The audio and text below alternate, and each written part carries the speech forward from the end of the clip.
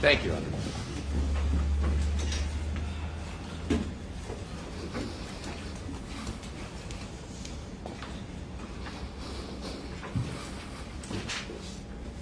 Good afternoon, Mr. McEnroe. Good afternoon. Welcome back. Thank you. You as well. Pardon me? Thank you. You as well.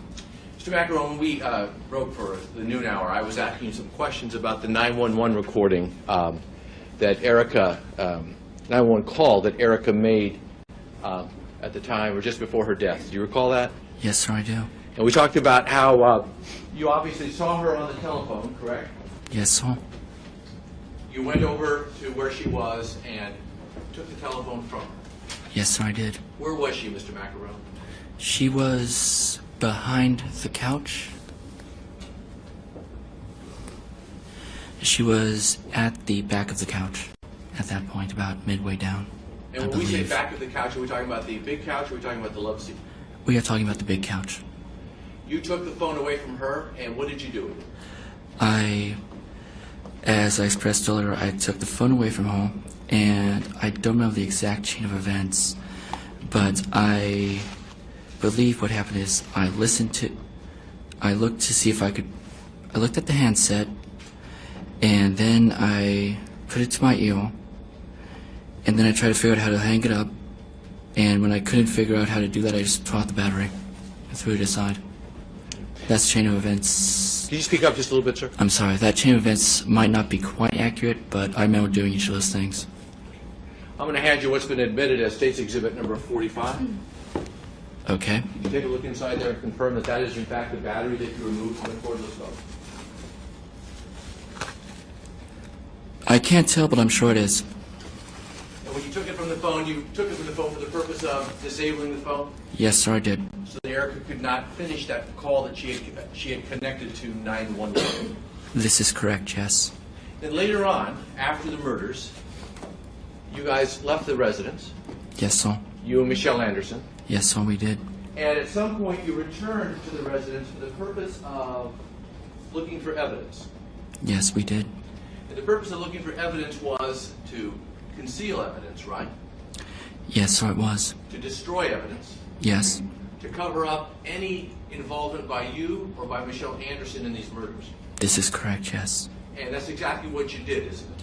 Yes, sir, it is. You went back to the residence, Yes. you went inside, Yes. and you began looking for certain things. Yes, sir, we did. One of the items that you looked for were shell casings. Yes. And you looked for shell casings because you knew that those shell casings came from a semi-automatic pistol.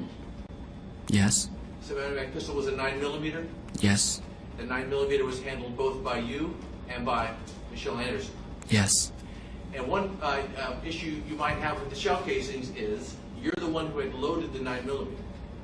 Yes. So those shell casings might have your fingerprints on them. Yes. And you were trying to make certain that you would destroy any evidence of your fingerprints being discovered at the scene. Yes. Another thing that might have your fingerprints would be the phone battery that I just handed you. Yes. And that was why you're interested in finding that in particular. Yes. And when you looked for the phone battery, you moved a number of items in the room, did you not? Yes, I did. I'm sorry, I cannot hear you. Yes, I did. You lifted up the end of the love seat. Yes, I did. You lifted up Nathan's arm, Yes, I did. looking for the phone battery, Yes, I did. and you never found it. No, I did not. But the purpose of looking for the phone battery was, of course, to destroy evidence. Yes, it was. Destroy evidence of your involvement in the murders of those 6 victims. Yes, it was.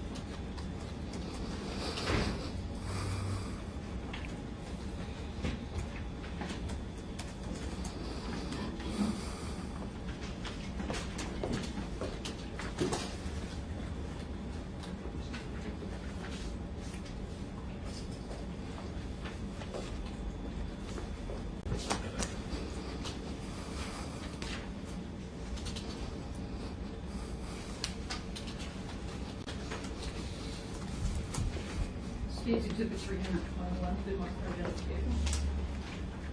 Mr. Macro, I'm going to hand you what's been marked for identification, the State's Exhibit number 321. I Yes. want you to confirm that that is a drawing that you made. Yes, it is. It's a drawing that was made by you while you've been in the King County Jail, Yes, it is. and it's been drawing that's been was made by you sometime in the course of the last 7 years. Yes, it is. Is that a fair and accurate reproduction or copy of the drawing that you made? It is. And I say I would offer what's been marked for identification, the State's Exhibit number 321. Oh, I'm sorry, Your Honor. It's 321. sorry. Any objection to 321, counsel? No, Your Honor. Thank you. It's admitted. Go ahead. Thank you.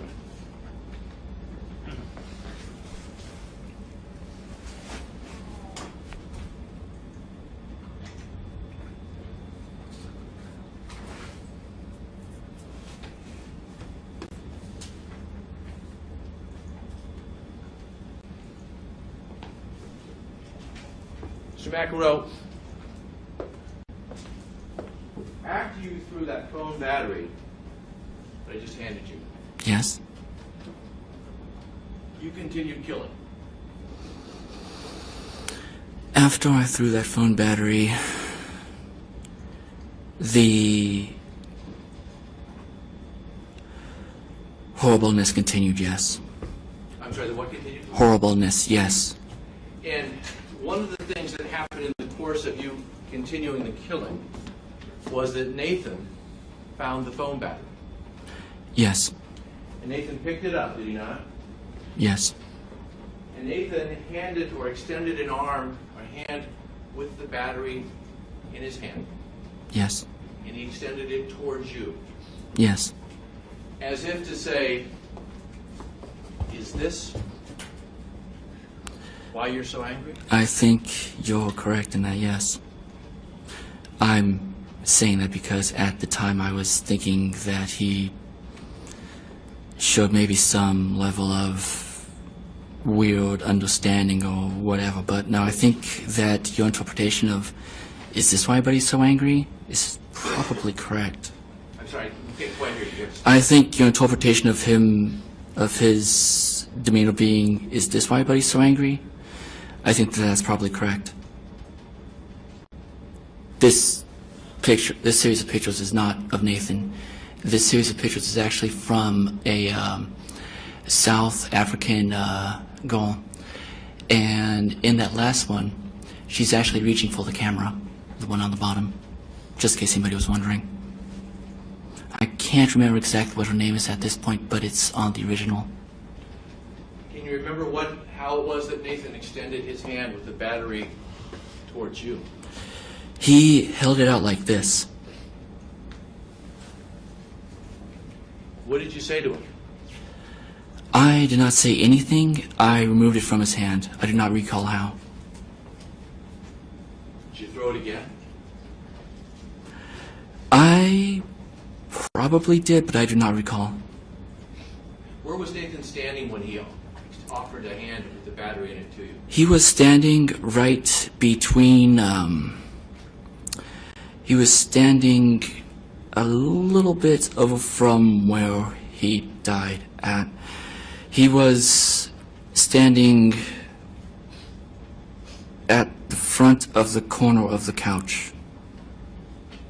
When you say the couch, do you mean the couch or The love seat, I'm sorry. in the corner over near the television? In front of the corner near the television, yes. And at this point, his father had been shot in front of him. Yeah. Yes. Yes, he had been. His mother had been shot multiple times in front of him, Yeah. but she was not yet dead. No, you were asking me earlier if I thought that I was some kind of hero or something, and I said no, I certainly was not. No, if anybody was, I would say that quite honestly, Erica and Scott were both very heroic in this points of time. Scott, when he was being shot at, he charged at Michelle to stop her from firing and probably stop her from holding his wife and children. And Erica, even at the end, she's like, look, you don't have to do this. She's still trying to reason with Michelle, and it's, if anybody was heroic, it was them. And they were heroic. No need to sound like that, but they won't. They not. I don't know how to go off and like say just how much better of faith that they dissolved, but they did not dissolve that. At this point, Olivia had been shot in the side, hadn't she? I believe so. I don't really know. I didn't even know that she had been shot more than once until afterwards. And that was Olivia's voice, Olivia's moan that we heard on that 911 call, wasn't it? That was Olivia's shouting that we heard on the 911 call. It is still- Though you disagree with me on that, it's still my recollection that that is Olivia's shouting that we heard on that 911 call. Do you recall hearing two voices on that 911 call? I personally did not hear two voices on the 911 call. I did not hear two voices on that call. As before, you're free to disagree with me. I'm trying to be as truthful as possible. I took the oath and I mean it, and I'm trying to be as honest as possible with you right now, with all of you. And it is your testimony that the voice that may be saying, no, not the kids, is the voice of a 5-year-old little girl? My testimony is that it still does not sound to me like that's what she was saying, and that she was shouting. Just that she wasn't saying anything. She was just screaming. And maybe she had been shot by then. I don't know. I honestly don't. But it did not sound anything like, no, not the kids to me. It sounded like, if anything, maybe he's got a gun. But, again, please feel free to disagree with me if that's how you feel that, if that's what it sounds like to you, then disagree with me. That's fine. I'm just trying to tell you what it sounded like to me. So, that's honestly what it sounds like. After you took the battery from Nathan and threw it a second time, I don't recall if I threw it a second time, but I certainly disposed of it, yes. what did you have Nathan do? I'm sorry? What did you have Nathan do? I don't recall having him do anything. Where did he go? He went to his mother's side. And his mother, Erica, was seated on the floor. She was seated on the floor, and she wrapped an arm around him. And by that point, she had been shot how many times? I am unclear as to how many times she had been shot. I don't really know. And then you walked over close to Erica and Nathan, didn't you? I was standing over. As he moved over to her side, I was already standing in that position. Over at their side, where I was when all this came down. Somewhere in between all this, I had Can't read, Mr. Becker. Somewhere in between all this, I had reloaded Michelle a final time with 3 bullets, and she was on the other side of the coffee table. And she shouted, Erica had asked, why are you doing this? And Michelle shouted out, you hate us, you hate me, you always hated me. And Erica said, no, we love you. You don't have to do this. And I, standing here, wanting to get away from all of this, wanting to get out of all of this, and my mind latched on towards saying that you don't have to do this, and I thought, yeah, I do, and so I said so, and then I shot Erica, and I shot Nathan, and then I shot Olivia. But before I shot them, I told them that I was sorry about this, that I was sorry, and I'm sorry. So Michelle was standing on the other side of the couch? She was standing on the other side of the coffee table. She had the .357 revolver? She did, yes. And you had just reloaded it for her? With 3 rounds, yes. And Michelle Anderson used none of those 3 rounds to kill those children, did she? No, she did not. You did. Yes, I did. And you told this jury, I think last week on Thursday, that you shot Erica right in the middle of her forehead so she would not have to watch her children die? Yes, I did. But you had no problem with shooting in the forehead so her children could watch their mother die. I would not say that at all. I did not want any of them have to watch each other die. I didn't want any of these people to have to watch each other die. I didn't want any of them to die.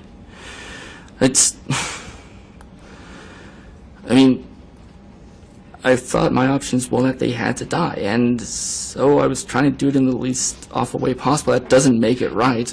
I'm not trying to absolve myself. I'm not trying to do anything but explain what happened so that you can understand why what happened. And I did not want them to go have to see that, but I thought this would be the least worst way of it. It was just a quick thought and action on it, and I'm not even going to pretend that it was anything other than completely wrong, because it was, but that's what I believed was necessary at that time, and I believed very wrongly. You told us yesterday, you told us last week, that you had a disagreement with the way the autopsy photo showed Judy's face. I do, yes. You said you did not leave her with her face looking like that. I think her face settled a little bit in that expression. I do not recall her having that expression when she died. God knows, she had every reason to look like that, okay? As you expressed at length yesterday, she had just seen her husband shot. She had just been shot at and shot as well. She had very probably the awareness that she might have been thinking that her son and daughter-in-law and her grandchildren would be coming, and so she had every reason in the world to be very horrified and scared. And I'm not saying that that's not true. All I was saying is that I do not recall her having that expression on her face when she died. That's all I was saying. That expression of terror and horror is not the way that you left her.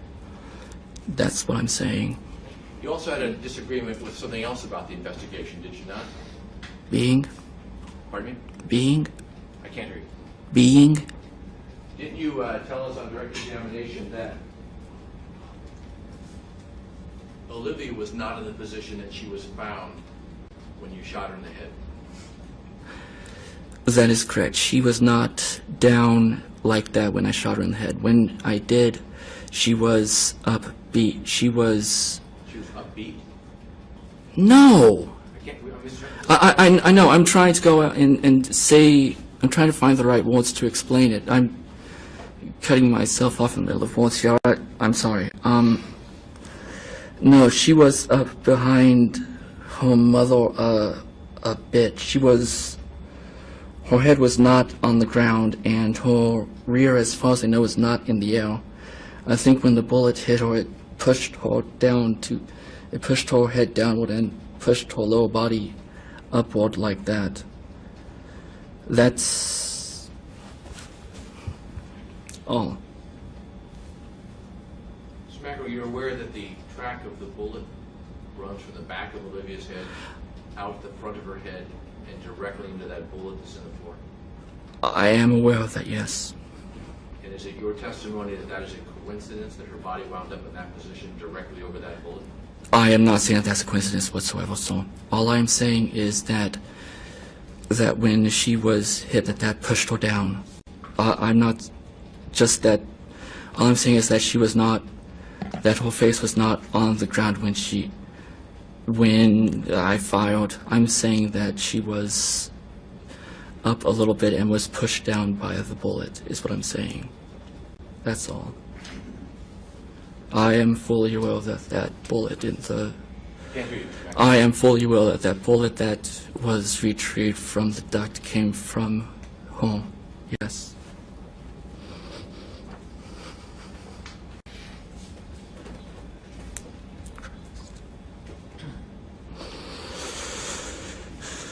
Statements in the 322 is the month.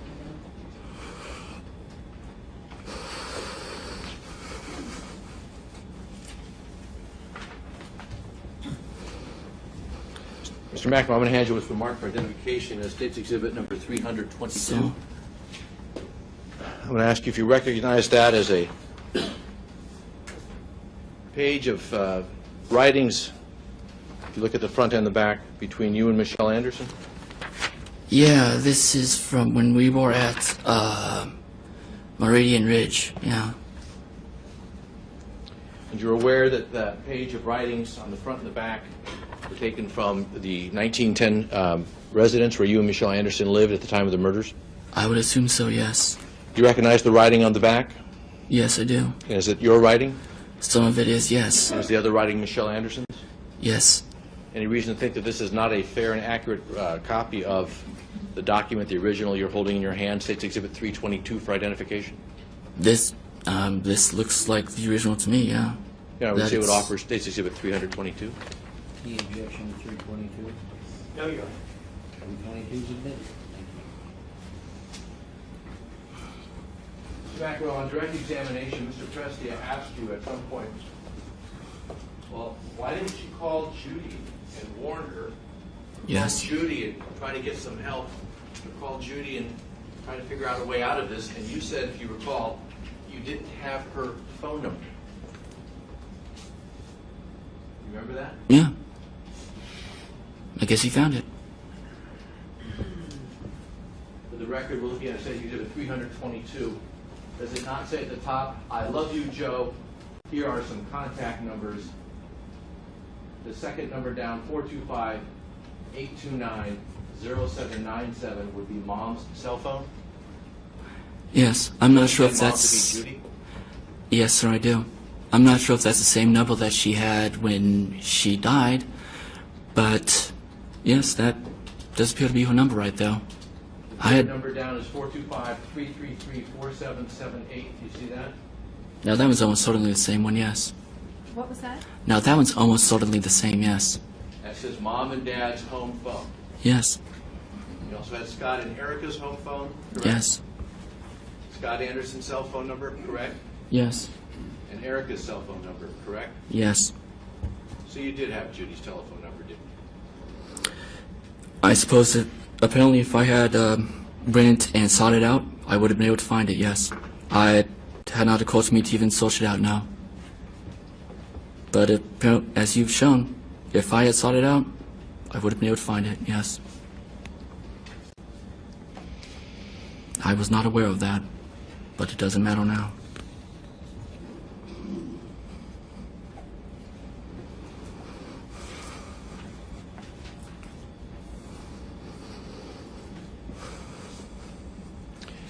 Mr. McEnroe, Yes. not only did you load the .357 revolver on December 24, 2007, you loaded the 9mm, correct?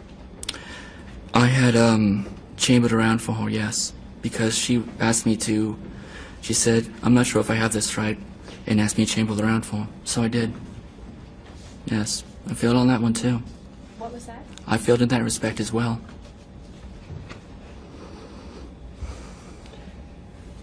And you even brought extra rounds with you, didn't you? I did. Because you wanted to be certain you had enough rounds to kill everybody in the house. I did not believe that they were necessary. It seemed... Caution seemed prudent, and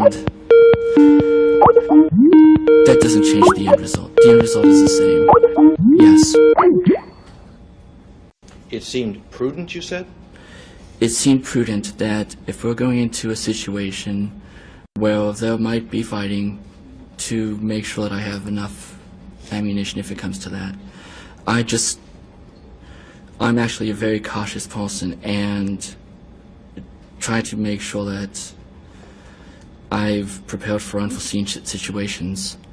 In this one, I obviously over-prepared. So you were like a Boy Scout, sort of always prepared. I was a Boy Scout.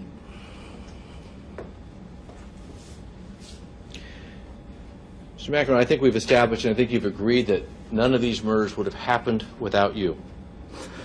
Unfortunately, yes. fired Unfortunately, that is completely true. Yes. You fired the fatal bullets into 5 of the victims, Yes. and you attempted to fire a bullet into the head of Scott Anderson, which would have been 6 for 6. And I loaded the weapons as well. Yes. In fact, one of the You're reasons correct. why, in addition to loading the weapons, these murders would not have happened without you is your knowledge of guns. I'm not sure I would say that, but you are very probably correct. Well, you bought the .357 Magnum revolver in 2003, did you not? Yes, I did. December 2003. Yes, I did. And you researched firearms before you bought that weapon. Yes, I did. In fact, I think you confirmed on the witness stand last week, did you not, that you learned that in your research that a .357 is strong enough to stop somebody. Yes. You told us about how you learned that a .32 is basically useless. Yes, but she was there for that particular, when we found that out as well. And you described a .32 as like shooting a BB gun last week. Do you recall that? She found out that out at the same time I did. You also told the jury about how you learned that hollow point bullets are not likely to go through walls. Yes. Not only did you research weapons, Mr. McEnroe, you test-fired these weapons, did you not? I test fired each of them once. You experimented in particular with the .357, did you not? I more experimented with drawing it and carrying it than actually firing it, but yes. Well, actually, Mr. McEnroe, did you not experiment with firing the .357 both one-handed and two-handed? I believe I fired it once two-handed and once one-handed. Do you remember telling Dr. Sally Johnson, the defense expert, that you fired the .357 one-handed and two-handed and discovered that you preferred firing it two-handed? Yeah. You also remember you experimented with the grips.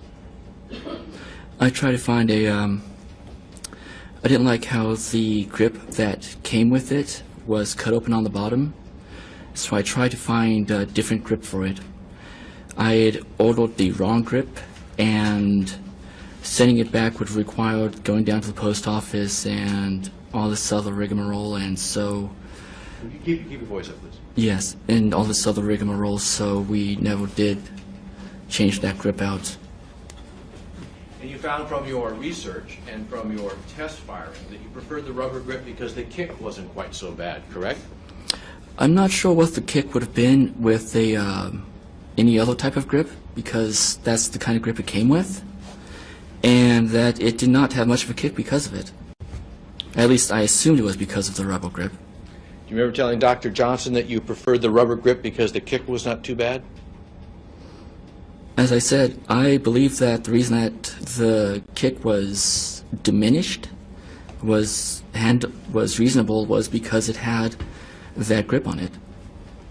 You told us last week that you reloaded the revolver, you confirmed that today, and you gave it Yes. to Michelle Anderson. Yes. You told us last week on direct examination that when you gave it to Michelle Anderson, you were not sure it started with a full chamber. Do you recall that? This is correct. And you said the reason is because you usually kept the first chamber empty as a safety. Yes.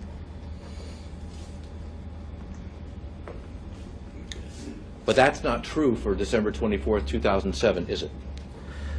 I believe I voiced my doubts about that. I'm not completely certain one way or the other. I don't believe I had the empty, but I believe it was full. You believe it was what? I believe it was full. Didn't you tell us last week you didn't know how many bullets were in it? I don't know. Like I said, I believe it was full, but I'm not sure. Well, Mr. McEnroe, you're aware, and you told Dr. Sally Johnson, did you not, that you're aware that a bodyguard for Elvis Presley kept the first chamber of his revolver empty. Do you recall that? Yes. Do you recall telling Dr. Johnson that on the day of the murders, the first chamber of your revolver was not empty? Remember that? I don't remember saying that, but that's entirely probable. That's what I was just saying. You remember the reason why you told Sally Johnson that? I'm not sure. Quote, because you knew you were going into a combat situation, unquote. Yeah, that sounds accurate. So as you sit here today, is there any doubt in your mind that you had a fully loaded .357 revolver when you went up that hill to kill the Andersons? No, I do not believe there's any doubt. There was any, Doubt. And Michelle Anderson did not know nearly as much about weapons, about firearms as you did she? Actually, my belief was that she had had some training that she had had some firearm training before I even met her. From her father, in fact. Pardon me? She had told me that she had had firearms training from her dad. You were aware, were you not, as Rick Wyatt told us from the crime lab, you've got a chamber around in that 9mm to be able to fire it, right? I'm aware of this, yes. And when that day began, December 24th, 2007, there was no round in the chamber of the 9mm, was there? This is correct. You had to do it for Michelle Anderson for her to be able to fire it. She asked me to do that for her, yes. I said that just a little while ago, yes. But what you said is she asked you to do it. She did, and I did. What I'm asking you is, didn't you tell Sally Johnson, Dr. Sally Johnson, the reason you had to chamber around was because she didn't know how to do it? She asked me to, and because she wasn't sure she would get it right. And my question for you, Mr. McEnroe, is didn't you tell Dr. Sally Johnson that you did it because she did not know how to do it herself? I don't know how she wrote it down. She asked me to do it, so I did. Are you telling this jury that you did not say that to Sally Johnson? I'm not sure exactly the words that I used with Dr. Sally Johnson. Are you claiming now that Michelle Anderson knew how to chamber around, but she just simply asked if you would do it for her? I am not saying that, no. I am saying that she asked me to do that, and, I mean, this is just a question of semantics, I guess. I mean, does that mean that she did not know how to... If she's asking me to do it, she probably did not know how to go and do it. I thought that she would have known that. So... Mr. McEnroe, this is a question of semantics? Whether or not... I'm not trying to nitpick here. I'm not trying to split hairs. I'm assuming she did not know how to chamber around because she asked me how to do so, because she asked me to do so. So I chambered it for her. Now, if she knew how to do it, she probably would not have asked me to do it. So I have to assume that she did not. And that's exactly what you told Sally Johnson. That's probably what I did tell her, yeah. I honestly don't remember exactly what I told her. I'm not trying to dizzle here. I honestly don't remember what exactly I told I'm her. not trying to, Dizzle. I don't remember the exact words I told her. I'm not trying to dizzle or nitpick or anything. I'm just saying I don't know if that's the exact words that I told her. Mr. McEnroe, do you see the difference between chambering around for Michelle Anderson because she did not know how to do it and simply chambering around because she asked you to do it? I'm sorry, but I had tried to already go over the fact that I thought that she did know how to do these things and that she would go off and do these things on her own. Now, the fact that, and I believe that I'd already remarked that the fact that she needed me to do that for her points out that actually I am that much more culpable because I chambered it for her. If she did not know how to do it, then these guys really weren't in any danger until I try to go and protect her by making sure that she was not going into a situation with an unloaded gun. And if she did not know how to do it, as you told Dr. Sally Johnson, none of these people would be dead. As I said earlier today, and I think yesterday as well, none of these people would have been dead. No. As I said, that just makes me that much more culpable in this. I failed on that level as well.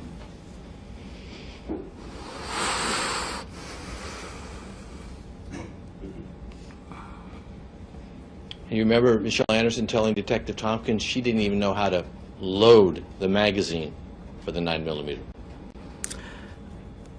Again, that surprised me because, as I'd said previously, she had made a big deal about how she did know about guns, how she had been trained in firearms. I thought she was just asking me to do these things just because that's how she is. I didn't realize that she did not know how to handle these things. If I had realized that all I needed to do was just unload the guns. But I didn't. Didn't realize that, so I didn't do it. And so everybody died, and so it's my fault, yeah. I'm sorry, we can't hear you. And so everybody died, so it's my fault, yeah.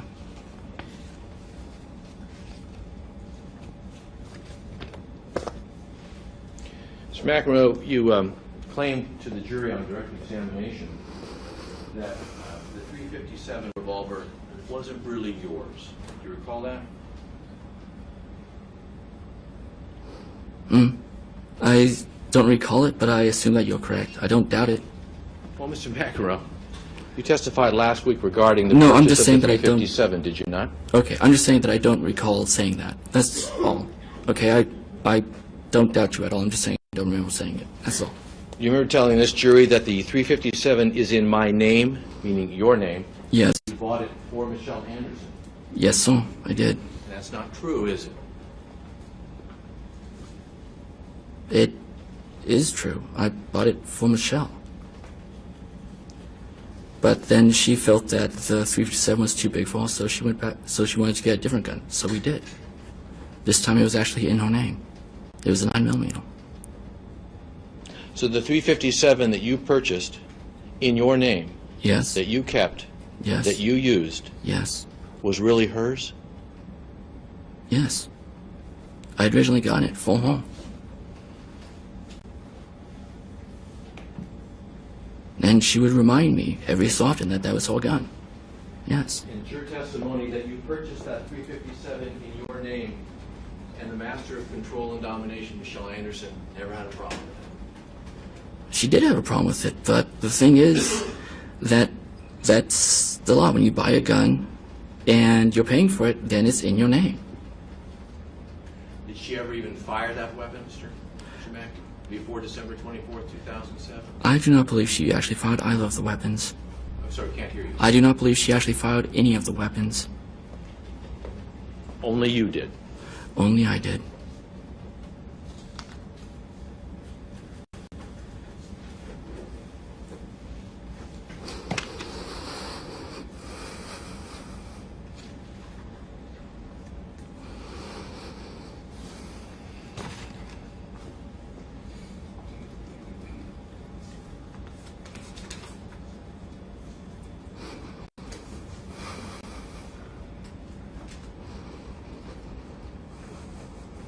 Mr. McEnroe, so that we're clear,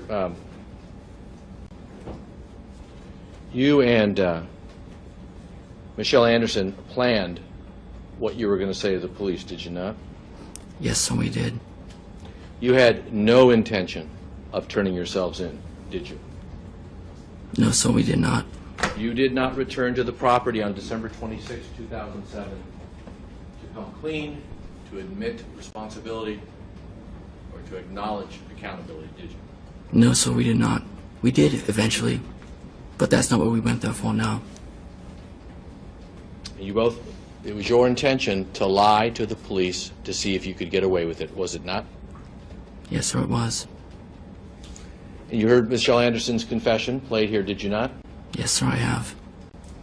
And Detective Tompkins, talking to Michelle Anderson, talked to her about the story that you guys were going to go off to Las Vegas and get married. Recall that? Yes. And he said to Michelle Anderson, question, what do you suppose Joe was saying to the police right now? And her response was that we wanted to get married.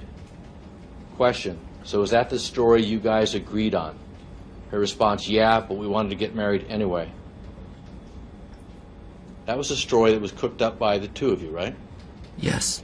Actually, more accurately, that was a story that was agreed to by the two of you, correct? Yes. But it was cooked up by you Yes. to cover up the murders. Yes.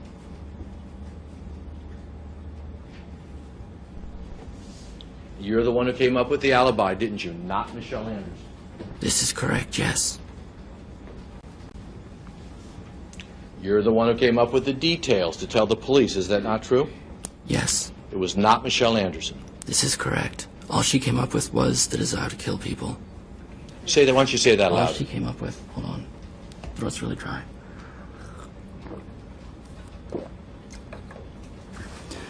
All she came up with.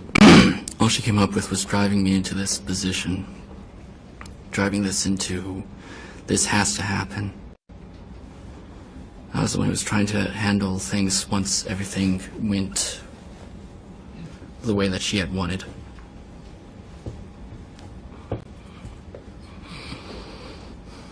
She never came up with a cover story for this at all. No, she said that she had a plan and that she had everything under control, and that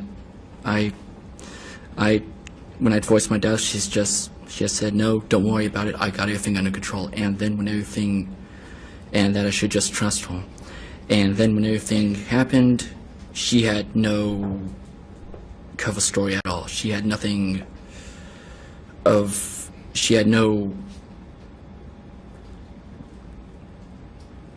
next step of what to do after everything happened. She had only thought as far as, okay, if nobody heals us, then everything's going to be fine. Which is... Nobody what? If nobody heals us, then everything's going to be fine. It's just an utter absurdity. I'm sorry, But it's hard to hear you, Mr. Mack. It's just an utter absurdity, I'm sorry. And that's as far as she planned. Fly into your head, too? No, she did not. That was all you, wasn't it? That was me trying to protect her. And the alibi that you came up with was that you would go, or the plan was that you would go to Canada.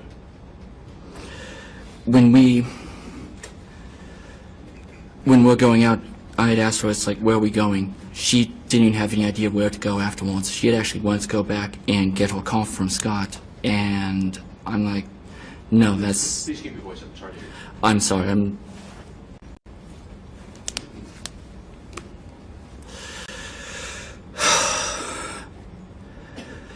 She had wanted to go back to get the call from Scott, and I'm just like, no. This is one of the few times that I had actually spoken out like this, and it was just, no, we're not going to do that.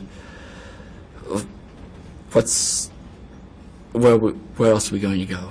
Something like that. And so we went, she was saying something about, she had, for years, kept talking about this guy who had went to Canada with some... Please speak up a little bit. For years, she had been talking about this guy who had went to Canada, and he'd had, like, knives or something in his... knives and whatnot in his thing, in his truck, and he crossed over, so I'm like, okay, let's go to Canada then. Just grabbing at something. So the woman who was in complete control wanted to go get the car from Scott's, but you were able to stand up to her and say no. After everything happened, she was calm for a while, and I was able to act in a more direct fashion. So after everything happened, you were able to persuade her, able to overcome her manipulation and control. No, that's not what I mean. What I mean is that the shock of it affected both of us, and it left me being more direct. I was able to act in a more direct fashion of, okay, look, that was not necessary, and we are not getting the car, and so let's go, we have to go. Just, how about Canada? That sounds as good as anything. So it sounds like the shock of the murders that you committed sort of changed the nature of your relationship.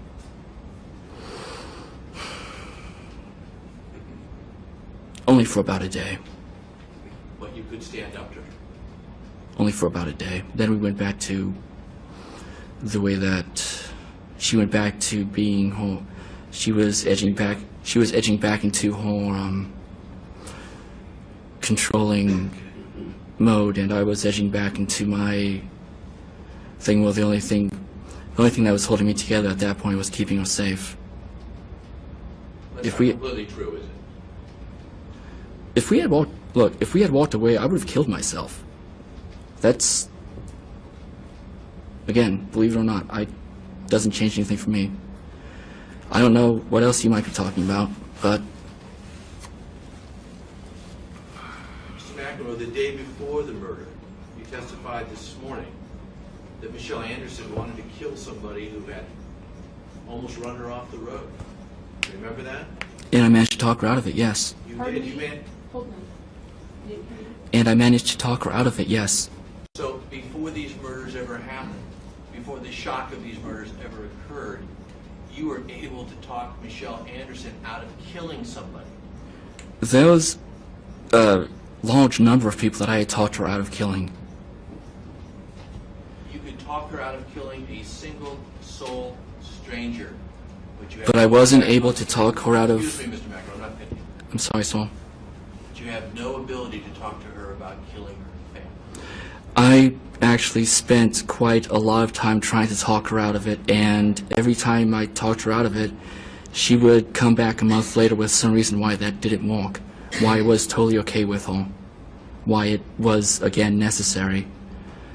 So I talked her out of it time and time again, and then she would just come back with another reason why it was okay, why she needed to do this.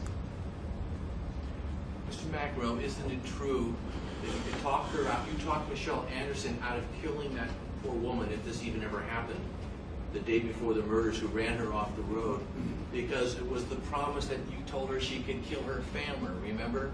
You don't want to fuck things up for tomorrow. Remember saying that to her? That was one of the reasons that was one of the reasons that I was using, yes. But she was the one who was in control, right? Not you.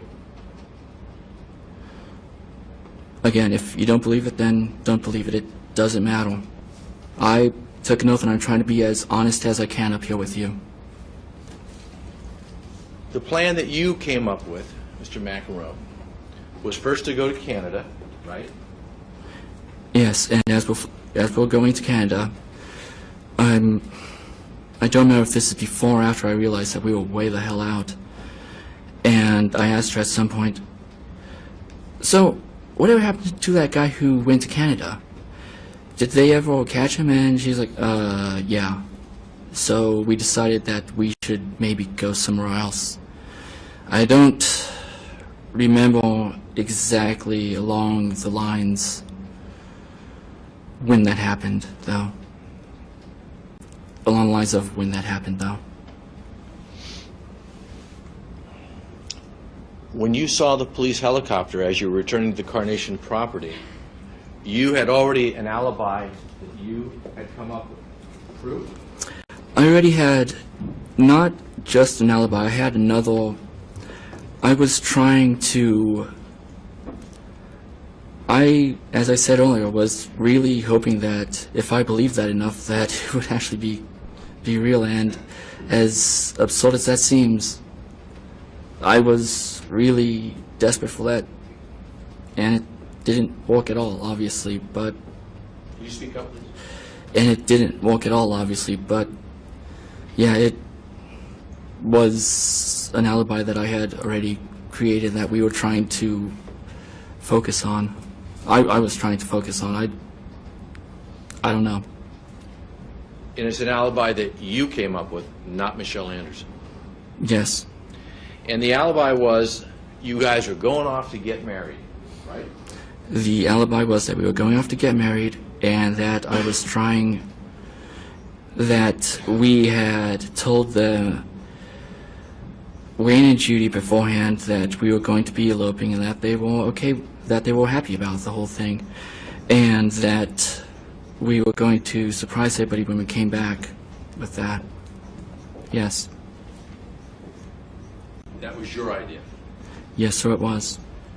And your part of your alibi was, or part of your plan was to say that you had no idea what happened inside that house on December 24th, 2007. Yes, sir. Your plan was that you were going to pretend that you did not know what happened. Yes.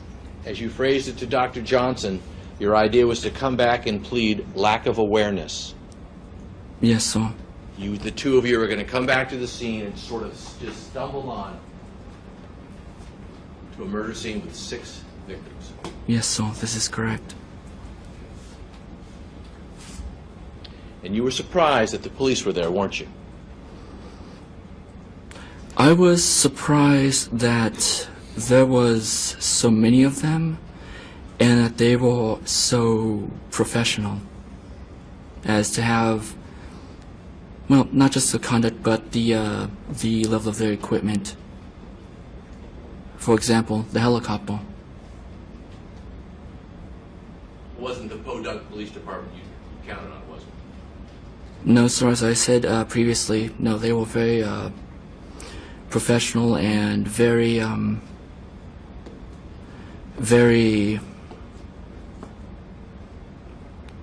I can't think of a better word to describe how they were actually very together. And the plan was, before you saw the police helicopters, before you saw the police were there, Yes? to come back to the property, to go up the hill, and to discover a murder scene, and to report it, wasn't it? Yes, sir, it was.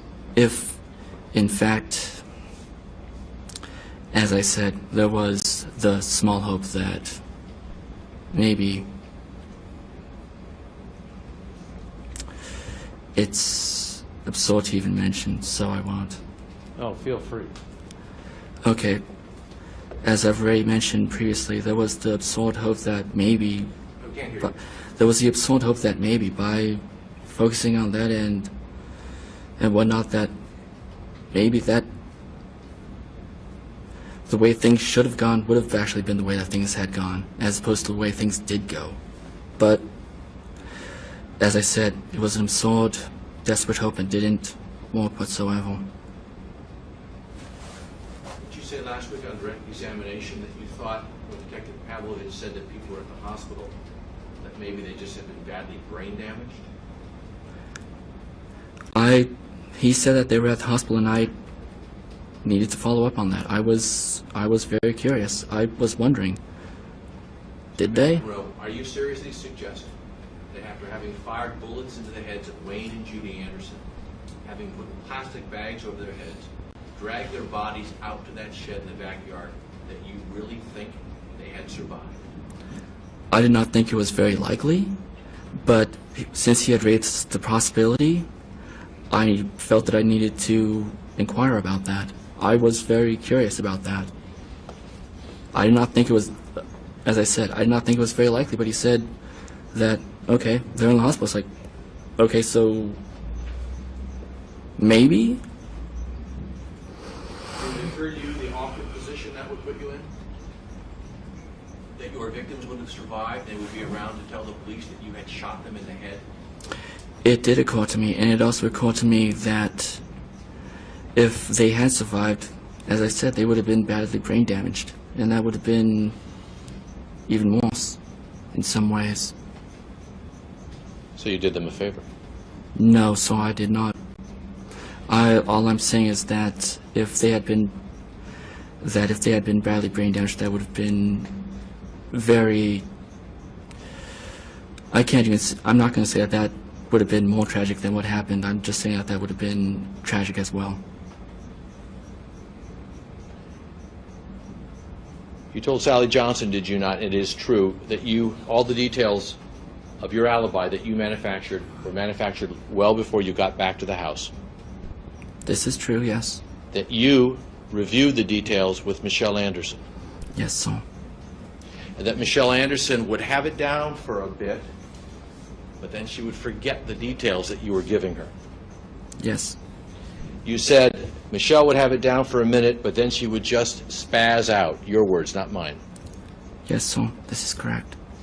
Because this was completely your alibi. Yes, sir. This is correct. My job was to try to protect us. And you kept up that lie until you were painted into a corner by Detective Pavlovich. And I kept up that lie until I finally believed that she had started talking. Once I believed that she had started talking, I had no reason not to talk. because what I was trying to do was Could you protect speak her. up, please? Once I believed that she was talking, I had no further reason not to talk. I had no further reason not to withhold it. I had no further reason to withhold information because if she was talking, then it didn't matter. So I tried to give him everything that he would need, everything that you would need, in fact. So, 30 pages after you started to confess, when Detective Pavlovich asked you at page 91, so is that story true about telling Wayne and Judy that you were going off to elope? And your response was absolutely, that was a lie, wasn't it? I'm not sure of the context, but it sounds, if it was the way that you had said it was, then I would agree that it was incorrect. Yes. It was a lie. If it's the way that you said it was, then I would say that you were correct in saying that it was a lie. Yes. That's probably a good factor. Great. Ladies and gentlemen, leave your notebooks in